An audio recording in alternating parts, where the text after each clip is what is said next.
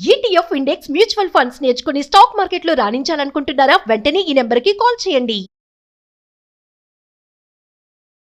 మా ఆయనకి దయచేసి ఫిజియోథెరపిస్టులు ఎవరైనా ఉంటే ముందుకొచ్చి మా ఆయనకి ఎన్ని రోజులు టైం పడుతుందో ఫిజియోథెరపీ చేస్తే బాగవుతాడు, అప్పటిదాకా చేయించే దేవుళ్ళు ఎవరైనా ఉంటే రండి. ఏంటి అసలు ఎలా అంటే ఉన్నట్టుండి ఏమైపోయింది? 3 floors గ్యాస్ సిలిండర్ ఎత్తుకొచ్చే అంత పవర్ ఉన్నాయన. ఆఫ్టర్ అంటే ఇంట్లోనే వ్యాక్సిన్ తీసుకున్నాడు మేడం. మొహం కడుక్కోరాకపోవడం, అన్నం కలుపుకోరాకపోవడం, బటన్స్ పెట్టుకోరాకపోవడము. అయితే తెలియకుండా చేరెక్కి ఏదో సర్దుతా ఆమె వచ్చే వరకు అని అనుకుంటూ కింద పడ్డాడు. వెయిన్ కట్ అయిపోయింది ఆల్రెడీ లోపల. ఇప్పుడు ఎన్ని ఇయర్స్ నుంచి భాస్కర్ గారు ఇలాగా బెడ్ మీదే ఉన్నారు? 20లో స్టార్ట్ అయ్యింది. ఆయన తగ్గించుకోనికి ఒక 3 years అయిననే కష్టపడి మొత్తము. మరి ఎలా ఇల్లు నడిపిస్తున్నారు ఒక పాపను పట్టుకొని? అందరి దగ్గర అడిగి ఆ ఫండ్ ఈ ఫండ్ తీసుకొచ్చి. ఇప్పుడు ఈ ఫిజియోథెరపీ ఎన్ని రోజులు ట్రీట్మెంట్ ఉంటుంది? 1 year చేయించాలి. ఎందుకంటే అన్ని ఇక్కడికక్కడ పట్టేసి ఉంటాయి కదా, వాటిని లాక్స్ ఓపెన్ చేయడానికి ఒక 3 months దాకా స్లోగా చేయాల్సి వస్తుంది. అప్రాక్సిమేట్లీ ఒక 35,000 అవుతుంది మంత్లీ. వాళ్ళ భర్తనే, తల్లి తండ్రి అన్నీ వాళ్ళ భర్తనే. ఈరోజు ఒక బిడ్డలాగా సంధ్య చూస్తున్నారు. నిజంగా ఒక ఆడదాని బాధను అర్థం చేసుకొని దయచేసి దాతలు ముందుకు రావాలని మనస్ఫూర్తిగా కోరుకుంటున్నాను.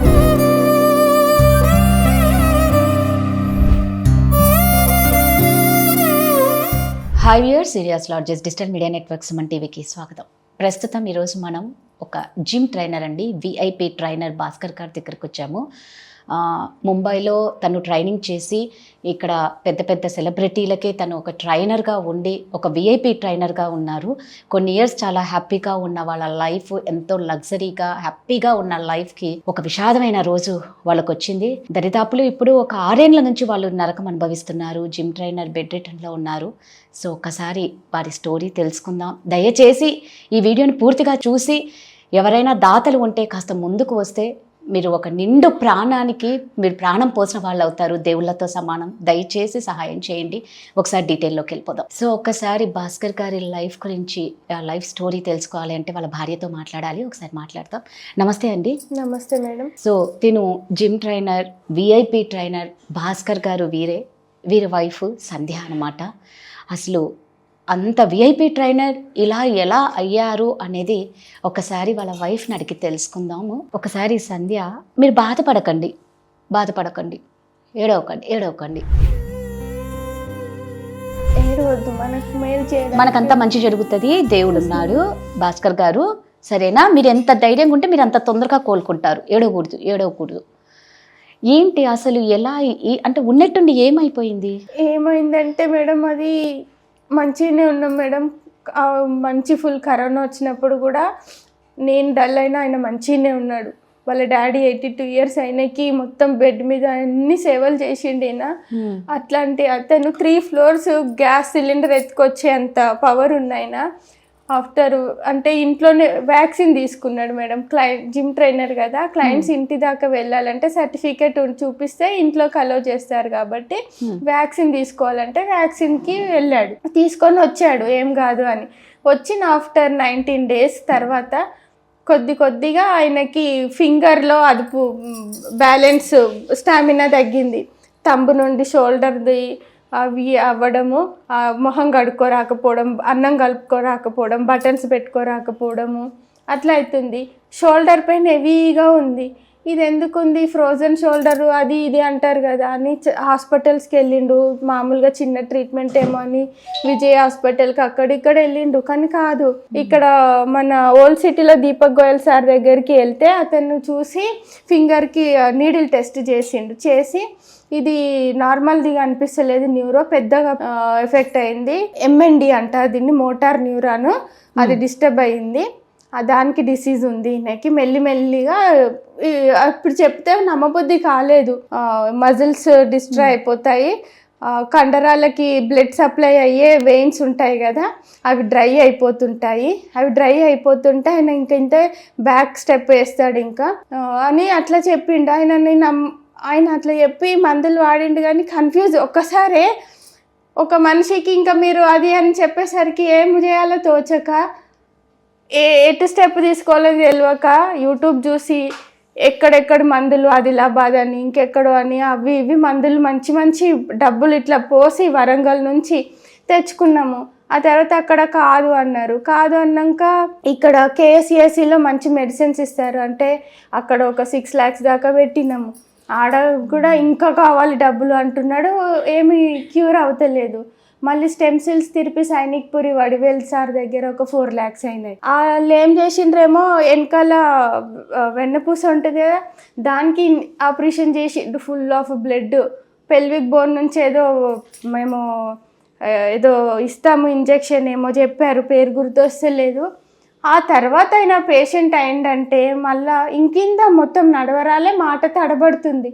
ఇట్లా అవుతుంది ఏంది సార్ అని చెప్తుంటే కూడా అది అవుతుందమ్మా స్టార్టింగ్ అట్లనే అయ్యి మంచిగా అవుతాడు అంటే ఆయన నడుస్తుంటే పడిపోతున్నాడు సార్ అంటుంటే కూడా ఏం కాదు మేము మంచిగానే చేస్తామా అని చెప్పిండ్రు. కానీ ఒకరోజు ఇంట్లోకి అప్పటికి ఇబ్బంది అయిపోతుంది. 2020 నుంచి స్ట్రగుల్ అయ్యి మొత్తం మెడిసిన్స్ వాడంగా 2023 వచ్చింది. ఒక మా అసిస్టెంట్ని పెట్టుకొని డ్రైవింగ్ రాకపోతే అతనికి ఒక 8,000 అట్లా ఇచ్చి క్లయింట్స్ దగ్గరికి వెళ్ళి ఆయనకు తెలిసినదే కాబట్టి చేపించి వచ్చిండు. ఇంకా వాళ్ళు కూడా నీతో అవుతలేదు బాబు స్టాప్ చేయని చెప్పిండ్రు అనమాట. అట్లా ఇంట్లోనే ఉంటే ఇల్లు ఎట్లా గడవాలంటే నేను డ్యూటీకి వెళ్తానే, డ్యూటీకి వెళ్ళిన ఇంట్లో ఒక్కడే ఉన్నాడు. ఏం ఆలోచించిండేమో మార్నింగ్ సరికల్లా పెరాలసిస్ వచ్చేసింది. అయితే తెలియకుండా చైర్ ఎక్కి ఏదో సర్దుతా ఆమె వచ్చే వరకు అని అనుకుంటూ కింద పడ్డాడు. వెయిన్ కట్ అయిపోయింది ఆల్రెడీ లోపల, బయటికి తెలియలేదు. తెలిసిన వాళ్ళు ఏం చెప్పారు, తొందరగా గురుమెట్కల్ పోవాలన్నారు. అయితే అది గురుమెట్కల్ మంది ఏంది స్లోగా ఉన్నప్పుడు తగ్గిస్తారు చిన్నది. వాళ్ళు అక్కడికి వెళ్ళినాక పట్టలేరు, ఇది సీరియస్గా ఉంది మేడం మీరు సిటీకి వెళ్ళిపోండి తొందరగా, వాళ్ళు ఏం చేస్తే అది చేయండి అంటే సాయికృష్ణ హాస్పిటల్కి వెళ్ళినాం. వాళ్ళు సిటీ స్కాన్ అవన్నీ ఎంఆర్ఐ స్కాన్ తీసి వెయిన్ కట్ అయింది, బ్లడ్ వీక్ అయ్యి స్కల్ లోపల ఫామ్ అవుతుంది, సర్జరీ చేయాలి, ఆ బ్లడ్ అంతా డ్రైన్ చేయాలి, 10 lakhs దాకా అవుతుంది అన్నారు. అవుతుందంటే మళ్ళీ ఫ్రెండ్స్ అందరూ అప్పుడు ఇట్లా వాళ్ళు చాలా హెల్ప్ చేసిండ్రు. అప్పుడు వచ్చి నిమ్స్కి తీసుకెళ్దాము, నిమ్స్లో న్యూరో స్పెషల్ ఉంటుందంటే నిమ్స్కి వెళ్తే వాళ్ళు చూసి ఒక నైట్ 9:30కే సర్జరీ చేసేసిండ్రు మేడం. సర్జరీ చేసి సేవ్ చేసిండ్రు. 2 months నిమ్స్లో ఉన్నాను. ఎందుకంటే ఆయనకి బ్రీతింగ్ లేక అది ఏమంటారు ఆక్సిజన్ అది ఉంటుంది కదా, అది పెట్టిండ్రు. అది పెట్టేసి 2 months అక్కడ ఉన్నాం. 2 monthsలో అదేమో వెంటిలేటర్ పెట్టి సర్జరీ చేసిండ్రు. కాకపోతే అందరి పేషెంట్స్కి ఇట్లా అయిన వాళ్ళకి హోప్స్ ఇవ్వలేరు. ఈయన రికవరీ అయ్యిండు madam, by God grace recovery అయ్యిండు. మేము ప్రాణాలతో మీ ఆయన్ని ఇస్తున్నాము, ఇంకా నువ్వు తీసుకెళ్ళిపోయి, ఇక్కడ మా దగ్గర ట్రీట్మెంట్ లేదు, మీ ఆయన మంచిగా అయితే స్కల్ తీసి రిప్లేస్మెంట్ చేయించుకోండి అని స్కల్ కట్ చేసి అబ్డమ్లో పెట్టిండ్రు. అబ్డమ్లోకి ఆపరేషన్ అయింది. అయితే సరే రిహాబ్ సెంటర్కి వెళ్ళినాక 2 months తర్వాత 1.5 monthలో ఆక్సిజన్కి వచ్చిండు. ఆక్సిజన్కి వచ్చి 11 daysలో నార్మల్ బ్రీతింగ్ ఆయనకు వచ్చేసింది.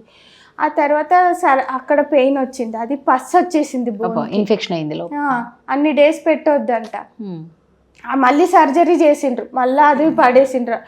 అది పడేసి మళ్ళీ మొన్న 2025లో ఇది సీఎం రిలీఫ్ ఫండ్ హెల్ప్ తోని మళ్ళీ స్కల్ రిప్లేస్మెంట్ చేయించినాను పీక్ది. అది చేయించినాను. కానీ ఇప్పుడు సర్జరీస్ నుంచి బయటపడ్డాడు. చాలా మంది నేను ఇప్పుడు ఈడ ఉన్నాను అంటే వీళ్ళ ఫ్రెండ్స్ క్లయింట్స్ డాక్టర్ సిరి మేడం అని ఉంటారు మేడము, ఆ మేడము హెల్ప్ వల్ల మేము ఇప్పుడు ఆయనకు బయటకు తీసుకురాగలిగినాను మేడం. ఇప్పుడు మాకు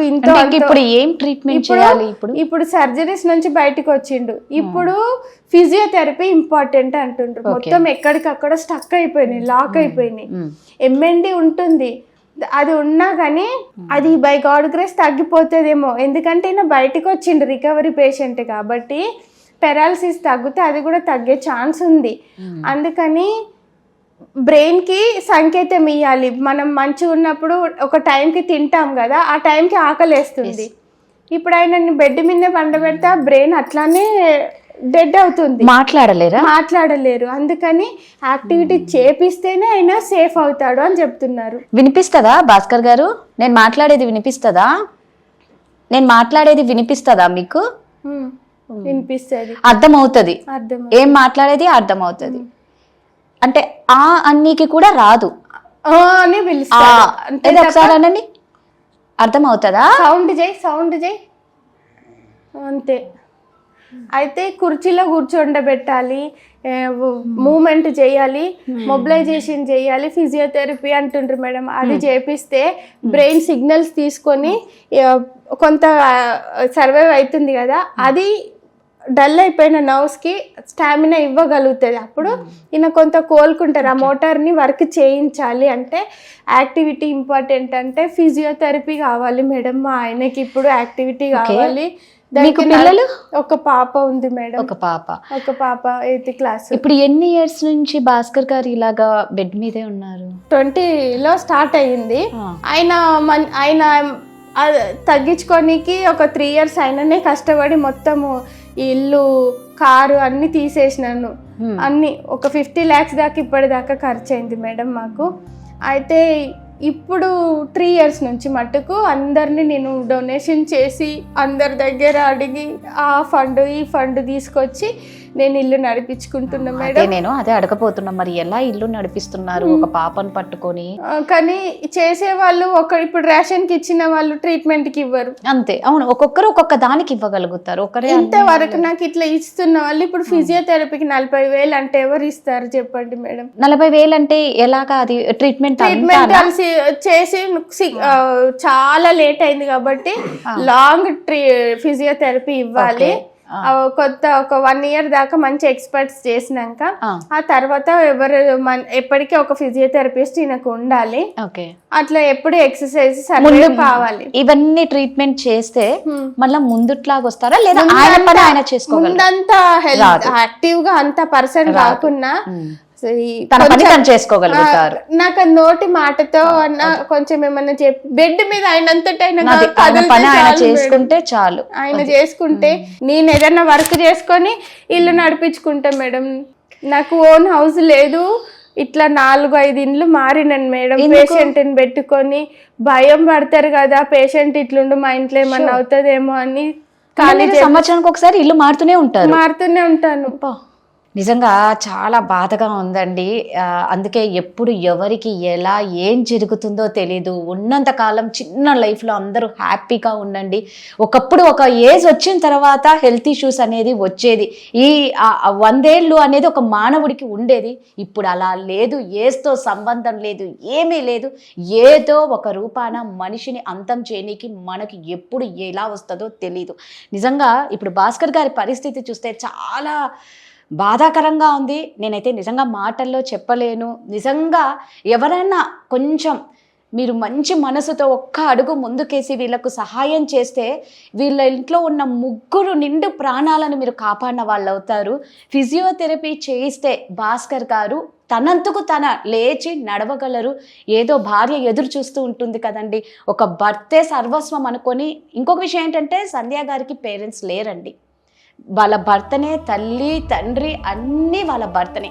ఈరోజు ఒక బిడ్డలాగా సంధ్య చూస్తున్నారు.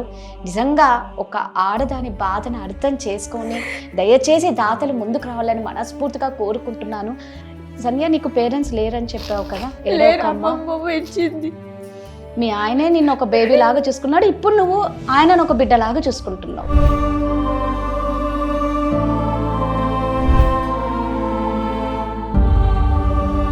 బెడ్ మీద నుంచి లేబట్టుకొని కొంచెం కూర్చుంటే నేను ఎట్లాగైనా బ్రతుకుతాం మేడం, ఎవరి హెల్ప్ లేకుండా. కొంచెం ఫిజియోథెరపీ మాకు. భాస్కర్ గారి పేరెంట్స్ లేరు మేడం. భాస్కర్ వాళ్ళ పేరెంట్స్ లేరు, వాళ్ళు చనిపోయారు, ఏజ్డ్ పీపుల్స్.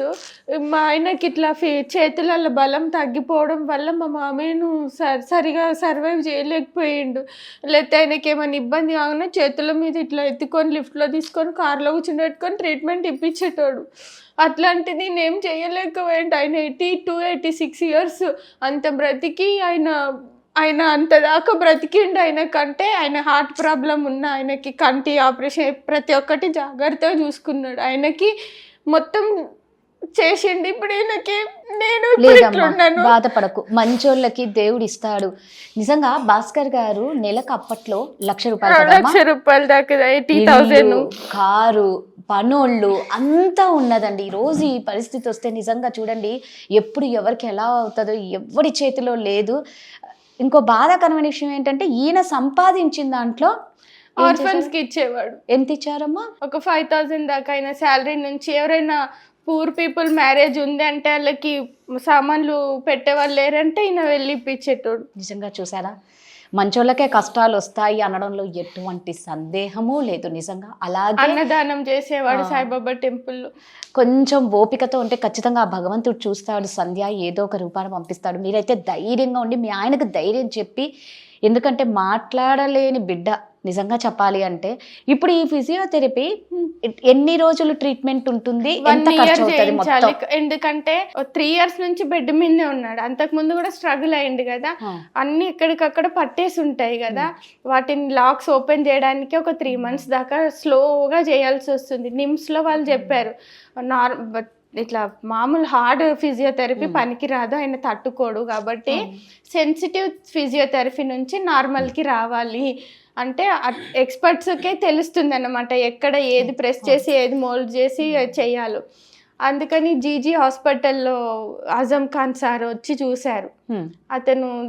అతను చేస్తా అన్నాడు. కాకపోతే అతనికి మంత్ మొత్తం అయిపోయే వరకు ఒక 20,000 అతనికి ఇస్తూనే ఉండాలన్నమాట. మంత్లీ 20,000 అన్నాడు. ఇంకా కూడా వాళ్ళ అసిస్టెంట్ ఇంకా ఎలక్ట్రిక్ అవి పెట్టి అవన్నీ చేస్తే ఇంకా డబ్బులు ఖర్చు అవుతూనే ఉంటాయి అన్నమాట దానికి.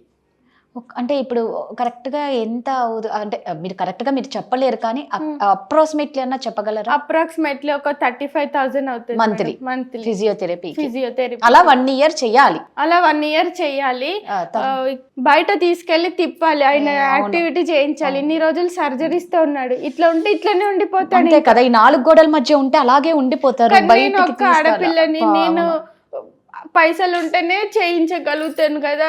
ఇప్పుడు నాకు ఎవరైనా దాతలు కొద్దిగా గొప్ప హెల్ప్ చేస్తే అది ఇల్లుకి, పాపకి, ఈయనకి భోజనానికి సరిపోతుంది.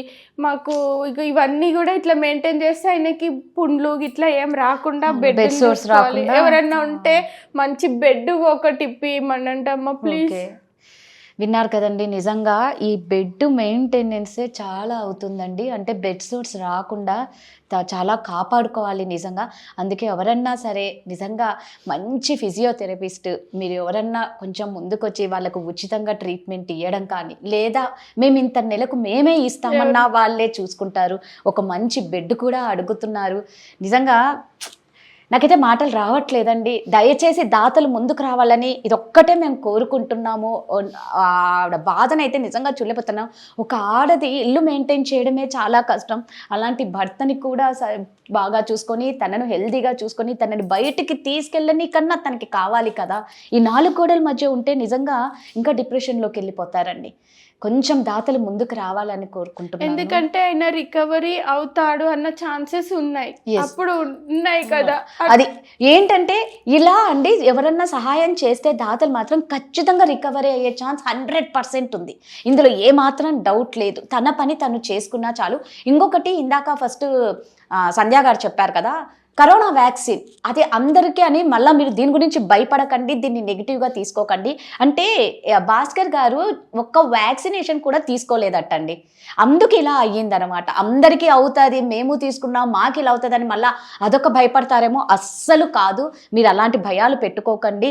ఫస్ట్ వ్యాక్సినేషన్ ఇప్పటి వరకు తను వ్యాక్సినేషన్ అంటే ఏంటో తెలియని మనిషి తీసుకోవడం వల్ల ఇలా అయ్యింది అని సంధ్య గారు అంటున్నారు. మేము తీసుకున్నాం, పాప తీసుకుంది, ఎవరికి ఏం కాలేదు. ఆయనకు అలవాటు లేదు, ఒక్కసారి అది డోస్ వెళ్ళింది, అది ఎఫెక్ట్ కొట్టింది అని అన్నీ చెప్పారు అంతే. ఎందుకంటే అట్లానే సిగ్నిఫికేషన్స్ కొన్ని కనిపించాయి ఆ తర్వాతే, అంత బలంగా ఉన్న మనిషి అట్లా అయ్యిండు అని. సంధ్య, ఇప్పుడు లాస్ట్లో మీకు ఏం కావాలో ఒక్కసారి. మా ఆయనకి దయచేసి ఫిజియోథెరపిస్టులు ఎవరైనా ఉంటే ముందుకొచ్చి మా ఆయనకి ఎన్ని రోజులు టైం పడుతుందో ఫిజియోథెరపీ చేస్తే బాగవుతాడు, అప్పటిదాకా చేయించే దేవుళ్ళు ఎవరన్నా ఉంటే రండి, వచ్చి ఫిజియోథెరపీ చేయించండి.